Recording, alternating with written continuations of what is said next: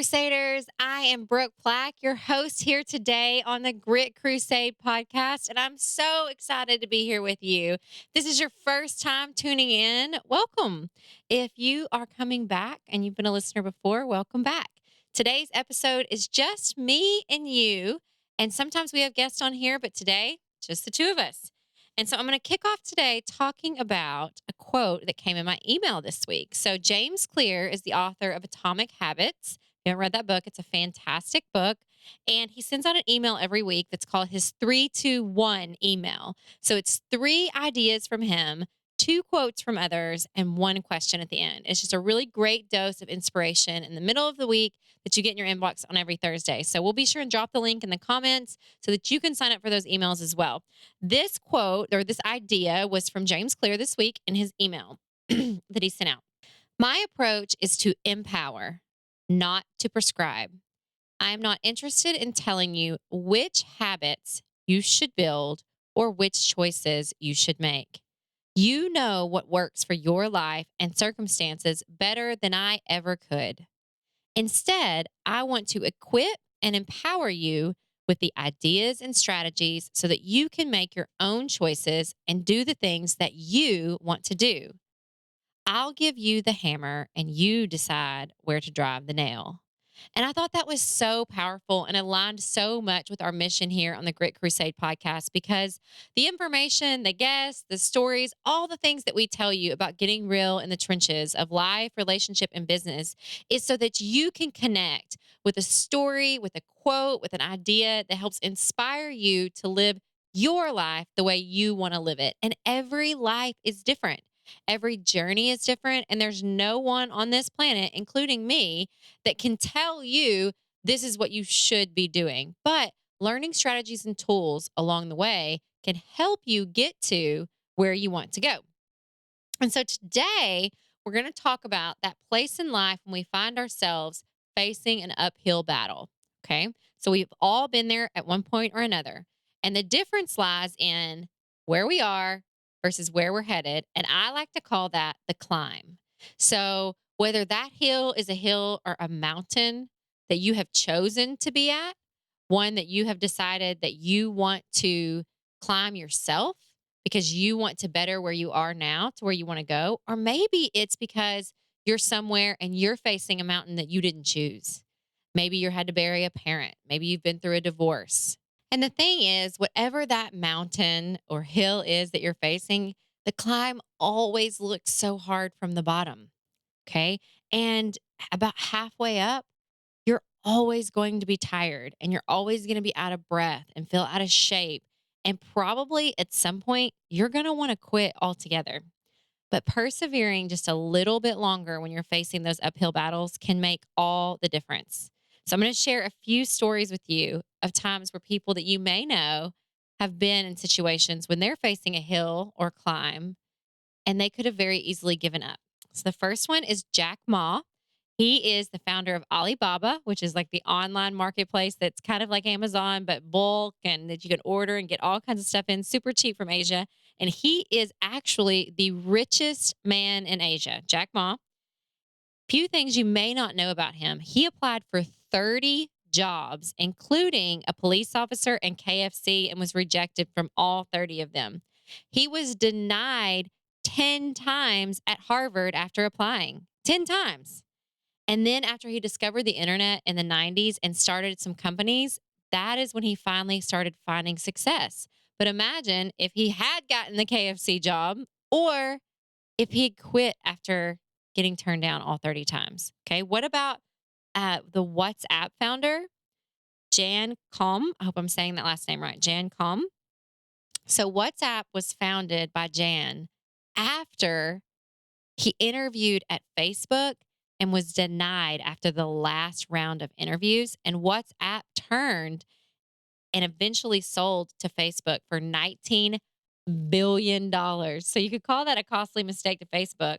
But he grew up very poor in Ukraine and didn't even have running water. But after he found his way to Silicon Valley, interviewed with Facebook, didn't get the job. That's how he went on to create WhatsApp, which is a international communication platform for text messaging and phone calls over Wi Fi.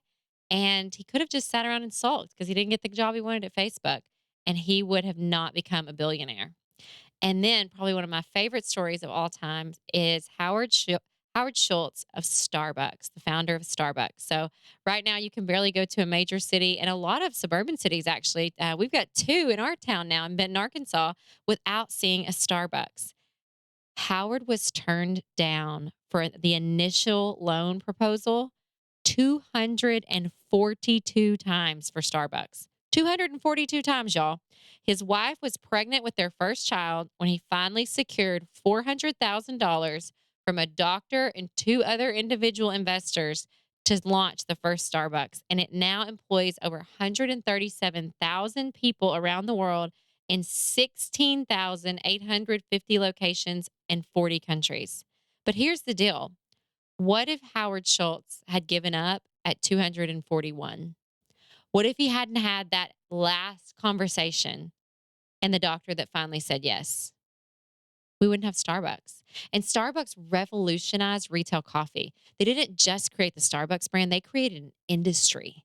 And now there's all kinds of coffee chains out there and people making livings and creating jobs and doing, fulfilling their dreams, doing what they love and building businesses. All started with a man who was told no 242 times. And what if Michael Jordan had never tried out for high school basketball or college basketball again after he didn't make his high school basketball team? Every single one of these people were facing a climb or a mountain. The difference between where you are and where you want to be is going to be a journey. And there is no straight path, but their impact on the world, their dent would have been, could have, really erased altogether if they hadn't have kept pushing and persevering. And so we're going to talk about what that shows up, how that can show up and what that looks like in your life right after our fun segment here on the podcast called Trivia in the Trenches. So if it's your first time listening to the Grit Crusade podcast, Trivia in the Trenches is a fun segment where I ask you a question and I try to stump you a lot of times, but I definitely try to give you the answer before you have time to Google it. Okay, here you go. You ready? Trivia in the Trenches. In a traditional deck of cards, which king is the only one without a mustache? King of Hearts.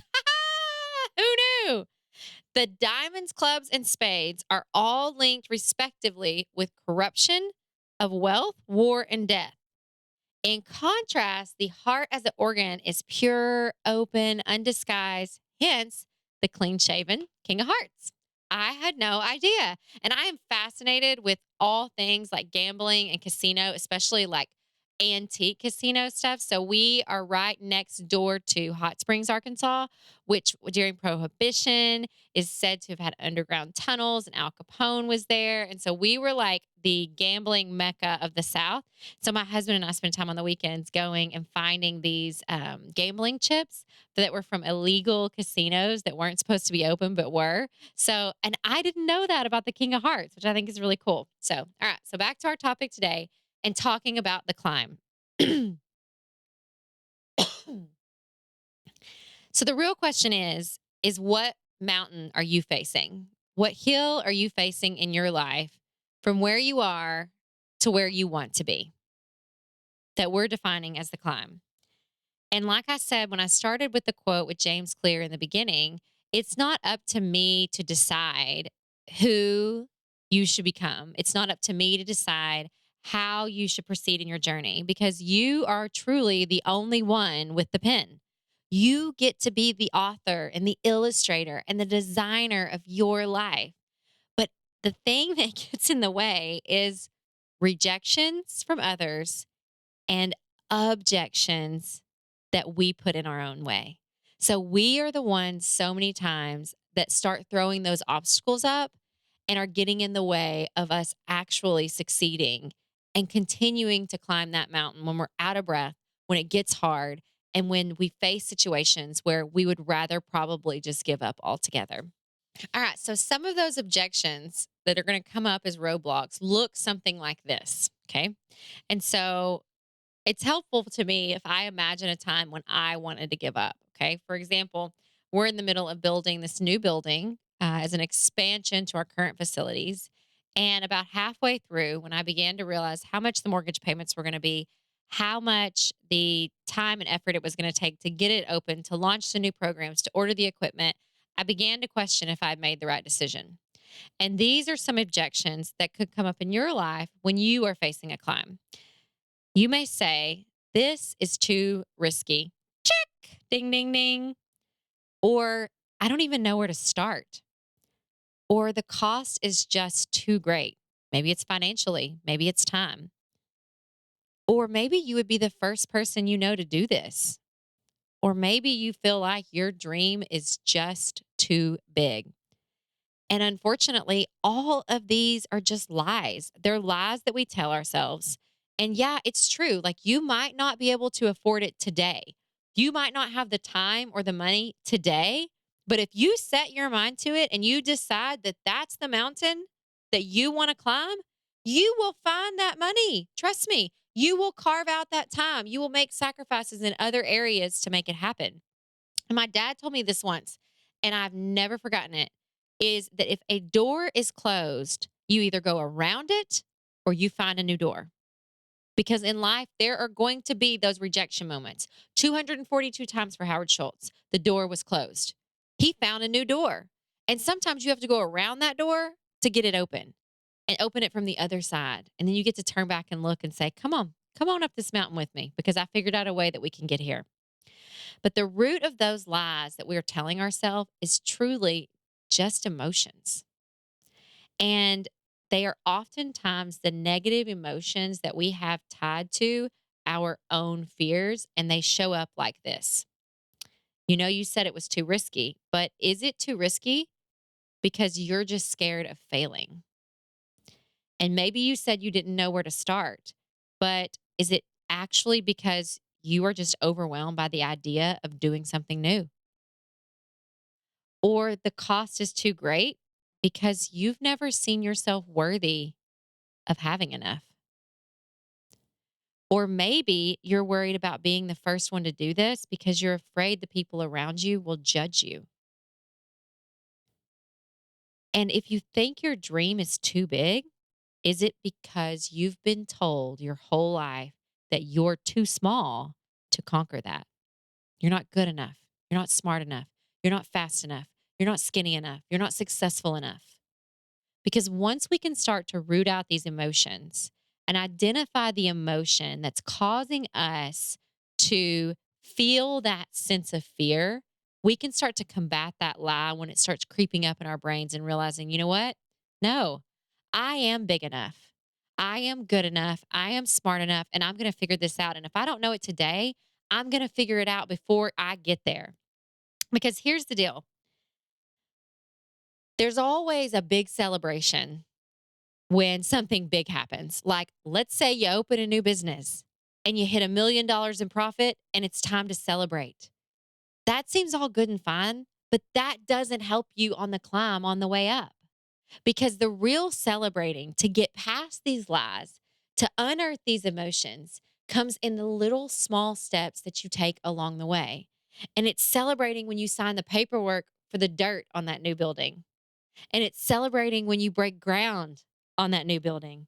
And it's celebrating when you get that new building in the dry and when that building gets electricity and celebrating when you order that equipment and then you show your team the building for the first time because that's where life actually happens.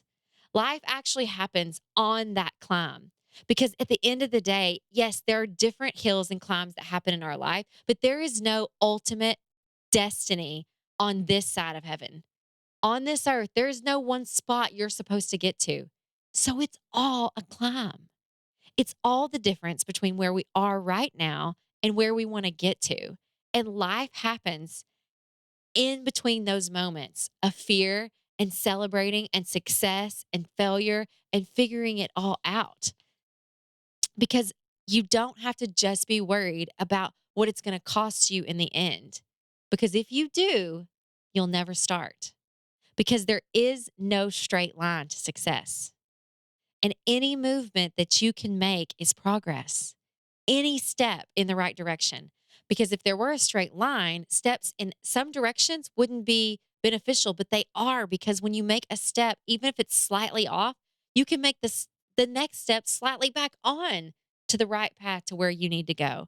Because just like my dad said, sometimes you just have to go around a closed door, or sometimes you have to find a new door. But you don't even need to know all that when you start the climb. Until next time. You've been listening to the Grit Crusade podcast with Brooke Plack. Our theme song is Thunder City by Lunar Ray, licensed through Soundstripe. This podcast was produced by Luminate Media Group. Thank you for listening, and we will see you on the next episode.